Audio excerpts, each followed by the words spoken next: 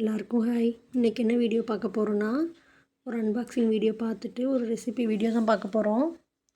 நான் இந்த ஃப்ரிட்ஜுக்கு ஒரு ஷீட் மாதிரி ஆர்டர் போட்டிருந்தேங்க. ஏன்னா மாவு பாத்திரம்லாம் வைக்கிறப்ப ஃபுல்லாக கரையாகுது அந்த கண்ணாடி ஃபுல்லும். அதனால இந்த 4 ஷீட்டு வர மாதிரி 95 ருபீஸ்க்கு ஆர்டர் போட்டிருந்தேன். சூப்பர் குவாலிட்டியில் வந்துருந்துச்சு. நடுவில் இந்த மடங்கின மாதிரி கோடு எதுக்குன்னா, இது டெலிவரி பாய் கொண்டு வரப்போ அப்படி ஆயிடுச்சுங்க. இந்த ஃபிட் பண்ணி காட்டியிருக்கேன் பார்த்தீங்களா, செம்மையாக இருந்துச்சு.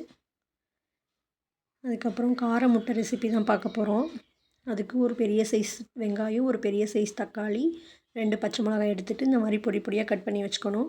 அடுத்து ஒரு தோசைக்கல்லில் ஆம்லேட் மாதிரி ஊற்றிக்கணும். ஆம்லேட்டு கொஞ்சம் பெப்பர் உப்பு போட்டு நல்லா 2 பக்கம் வேக வச்சு 2 முட்டையை போட்டு வச்சுக்கிட்டேன். அதுக்கப்புறம் அடுப்பில் ஒரு கடாயை வச்சுக்கிட்டு கொஞ்சோண்டு எண்ணெய் ஊற்றுனதுக்கப்புறம் கடுகு, உளுந்து, கொஞ்சம் சோம்பு, கடுகு உளுந்து கொஞ்சம் சோம்பு போட்டு நல்லா அது பொரியவும் நம்ம வெட்டி வச்சுருக்கிற வெங்காயம் இருக்குங்கள, அதை போடணும்.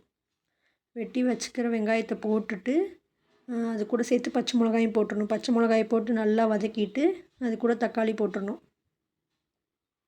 இந்த போட்டிருக்கேன் பார்த்திங்களா வெங்காயம், அது இந்த அளவுக்கு நல்லா வதங்கணும். நல்லா கோல்டன் ப்ரௌனுக்கு வதங்கினதுக்கப்புறம் நம்ம தக்காளி ஆட் பண்ணணும். தக்காளி ஆட் பண்ணிவிட்டு கொஞ்சம் இந்த தக்காளி வேகிறதுக்காக உப்பு போடணும். அதுக்கப்புறம் ஒரு 1/2 ஸ்பூன் கொத்தமல்லி பொடி, 1/2 ஸ்பூன் வத்தப்பொடி, 1/2 ஸ்பூன் சீரகப்பொடி, இது 3ஐயும் போட்டுடணும். அதுக்கப்புறம் கொஞ்சோண்டு பெப்பரு, இது எல்லாத்தையும் போட்டு நல்லா வதக்கணும். கொஞ்சம் அந்த பொடியில் இருக்கிற வாடையெல்லாம் போகிறதுக்காக கொஞ்சோண்டு தண்ணி ஊற்றி நல்லா கொதிக்க வச்சு வேக வச்சுக்கணும். அந்த அந்த பொடியோட பச்சை ஸ்மெல் போகிறதுக்காக. நான் பெப்பர் இப்போ தாங்க போடுறேன். அதுக்கப்புறம் கொஞ்சோண்டு ஒரு கொத்து கருவேப்பிலை போட்டுட்டு இந்த 2 முட்டை ஆம்லேட் போட்டு நான் வச்சுருக்கேன். அதை எடுத்து நம்ம அப்படியே அந்த வடைச்சட்டியில் போடணும். எனக்கு வந்து சின்ன வடைச்சட்டினால இடம் பத்தலை. நீங்கள் கொஞ்சம் பெரிய சைஸ் எடுத்துருந்தீங்கன்னா உங்களுக்கு நல்லாயிருக்கும். அந்த மசாலாவை வந்து அந்த முட்டையில் இருந்து நான் பண்ணுறேன் பாருங்களேன். இந்த மாதிரி நல்லா விரசி விட்டுக்கணும்.